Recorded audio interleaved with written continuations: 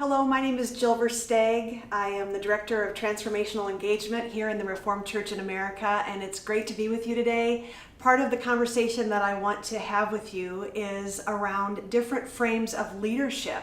I think that for each one of us, whether we're a pastor or a leader in the church, we adopt a certain frame or a certain style. Some people call it a different layer of leadership as we execute ministry and mission in our context. And I want to wonder out loud with you today what it would look like for you to have threshold competency in all three frames of leadership. And so I want to touch briefly upon those three frames and imagine what it would look like for you to develop threshold competency in the other two frames of which you're maybe weaker at. So think with me for a moment. Are you more of an entrepreneurial leader? Are you a builder? Are you more of a shepherding leader in the life of your context? So these three frames come from Bolman and Terrence book on Reframing Organizations. Let me introduce you to these three different frames of leadership. So the first one is structural. Dr. Scott Cormode calls this kind of a leader a builder. This leader inspires action by making decisions or delegating. They like to form committees. The emphasis of this frame of leadership is really on roles and responsibilities, and they recruit their team based upon specific role and responsibility in the life of the larger organization. The competencies that we see in this frame of the structured leader are planning and budgeting. This kind of leader thrives on meetings and sees the organization running well when they can best execute a solid meeting. The biblical model we see of a structural leader is Nehemiah, who certainly kind of planned out the scope of rebuilding the wall. And when we think about change in the life of church and leadership, why change is hard for a structural leader is that it causes confusion about role and responsibility. And so one of the ways that a structural leader can sort of ease the difficulty of that change is orienting people to new roles. Again, because a structural leader, a builder, focuses on church as organization, and so they see their primary task as administrative. So that's the structural leader. That's the first frame I want to talk with you about. The second is really what I like to call the relational frame.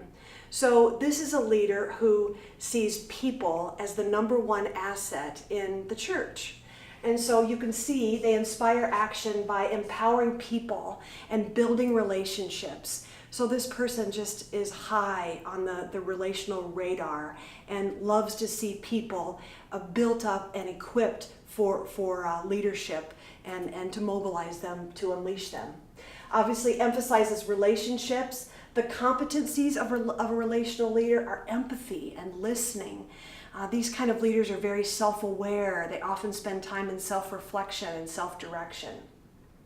The biblical model, again, the Good Shepherd, highly relational as we see Jesus as Good Shepherd and the text around his role as Good Shepherd, and also Barnabas, high on relationship. So why is change hard for a relational leader? Well, it reconfigures relationships, and you have to negotiate those relationships as the system changes in the life of the church. So how to ease that change? Help people adjust to new relationships. So help them to see kind of beyond their current reality to take a next faithful step toward a different relationship that is part of kind of a new role or responsibility that they take in the life of the church. So that's our relational leader: structural, relational, and then symbolic. So if Dr. Cormode calls these leaders builders, these leaders are shepherds, and he calls these leaders gardeners. That is, they make meaning, they plant vocabulary, they till the soil of their congregation through storytelling. So again, they inspire action by making meaning. They help give people categories to make sense of everyday life, theological categories, biblical categories. So again, they emphasize vocabulary, telling stories, giving people categories to make sense of their Tuesday mornings and their Thursday afternoons. They make meaning. Where are they competent? Well, they reflect well. They are good at interpretation. They're good at visioning and storytelling. You know, weaving my story and your story in with a biblical story for a story of future hope. That's what a symbolic leader does. The biblical model here is, again, if you remember the prophet Nathan with David, how did he get David to realize what he had done? He told a story. Nathan is an example of a symbolic leader. Also the parables, the Sermon on the Mount. Why is change hard for a symbolic leader? Well, there's loss of meaning. Change, you get tethered to symbols and to stories, and with change, you often lose meaning of old symbols, or you have to recreate new symbols. And that's why change is hard for a symbolic leader. And lastly, how do you ease the change for a symbolic leader? You provide new meanings. You tell new stories. You reimagine new ways of being. So there's a lot more we could say in this, but I want to encourage you to take 10 to 20 minutes to pray and to ask the Spirit, where do you most align yourself? Are you more of a structural leader? Do you like to build? Are you more of a relational leader and you love people and you see church as community? Or are you more of a symbolic leader and tell stories and help people make meaning for their lives?